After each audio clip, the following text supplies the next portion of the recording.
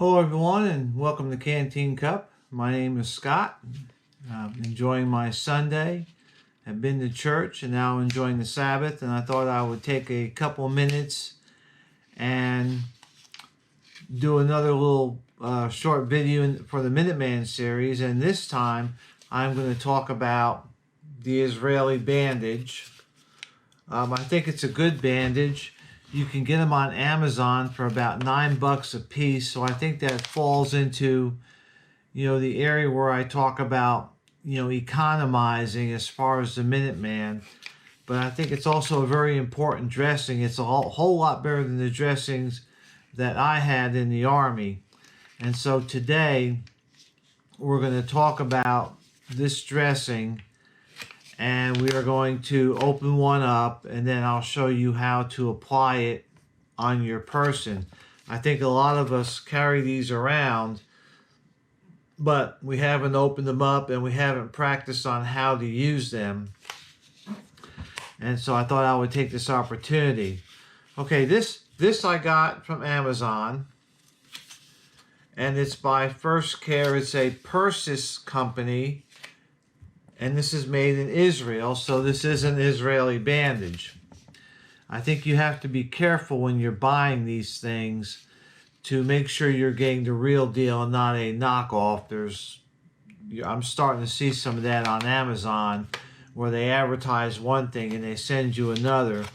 But if you look on this panel, there's two panels. There's this side which has the instructions, and then there's this side that talks about the type of bandage it is and where it comes from.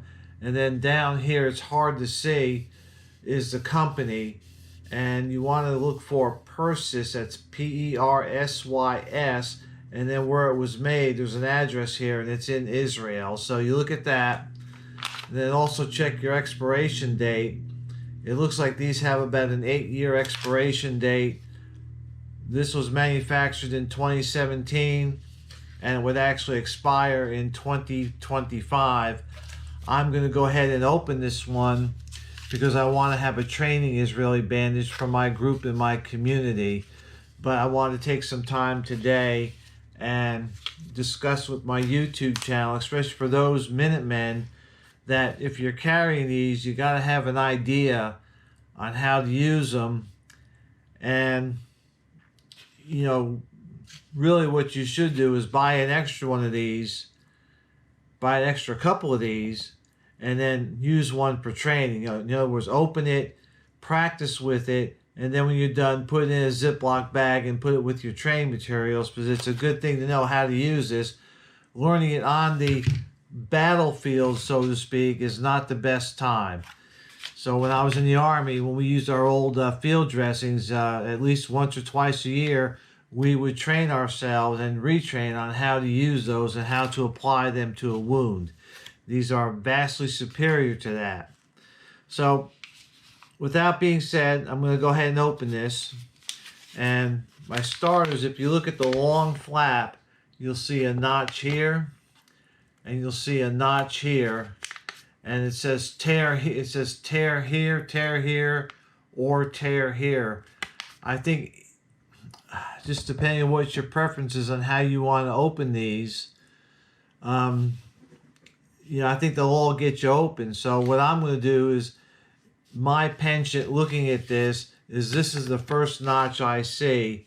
So this is how I'm going to open it. And what I'm going to do is I'm going to open this, and then once I get the bandage exposed, I'm going to stop the video, and then I'm going to have the video aimed towards my leg, so you get to see me in my jammy bottoms, and I'm going to show you how to apply it to my leg, but it can go for your arm or whatever else, but it's all the same when it gets to that point. So for now, we're just going to go ahead and open. So what I'm going to do is I'm going to grab it up here and then just tear it. Aha! See, I learned something already. There it goes. It's a little tough to open, but once you get her going, it rips open pretty good. Now, if you notice, there's another wrapping. So if you thought you were done, you weren't done. Again, we come across the same thing. We have 3 orange places where you can tear. Again, I'll start at the top, as that seems to be where I want to go. I mean, some of you may want to rip across, but you just tear it again, and it rips right open. And then here's your bandage. It's compact, and so, and this is what it looks like when you open it. And if you notice, this is the long end. Okay, this does not unfold all the way. There's a little piece of weak thread here, so that when you're applying this bandage, it doesn't just all fall to the ground. So there's a short end, then there's this plastic clip, then there's this longer piece, and then this is actually the dressing. I'm gonna go ahead and touch it since this is for training, but this is the part right here that you would put on the wound. And you may or may not notice, let me see if I can look at this. This is not directly over the center of the bandage itself, or not the bandage, but the dressing. So if I put my fingers here and then spin it back around, you'll see that it's at the bottom 1/4 of the bandage, of the dressing, and there's a reason for that, and I'll show that when I go to apply it. So here it is, and I'm going to stop the video and I'm going to re-aim it to my leg so we can talk about how to apply this. Right now I am touching the dressing, but when you apply it to somebody, when you unroll it, you would hold it like this, not touching the dressing, and then apply it that way to keep this as clean as possible. I'm not going to say sterile. This is a sterile dressing, but when you're out on the battlefield, when you're out in the woods, you're not in sterile conditions anymore. But you want to keep this as clean as possible to hopefully reduce infection. So let me stop the video and get it readjusted, and we'll take it from there. All right, so I am back. I repositioned the camera. You can see my legs. You see right here, there's a piece of tape. We're going to say this is the wound. This is the bullet entry point, just to give you an idea. And so, like I said earlier, you would unfold the bandage without touching it as much as possible. Now, where you want to put the bandage, if you notice, let me see if I get this up here nice and close. There's a little diagram there. And really what it's showing is you want to put the diagram on top of the wound. And so that's what we're going to do. Going back here, you see where my tape is. And now you see where I've got the diagram on the bandage. I'm just going to slide it over, and that's where I'm going to put it. So now taking this, I can now wrap this around, and the nice part about this thread here is it allows me to undo this a little at a time, and see I can still let it go and it won't fall, which is nice. So you wrap it around once, and then you just feed it into this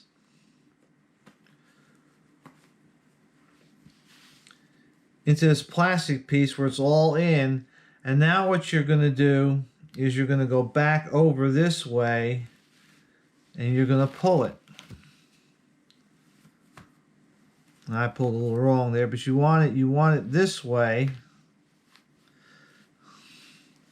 And you don't have to pull it real tight for this first go around, but successively, if you notice, this has got a little ridge here, so that when you go around the second time, you can pull it tighter,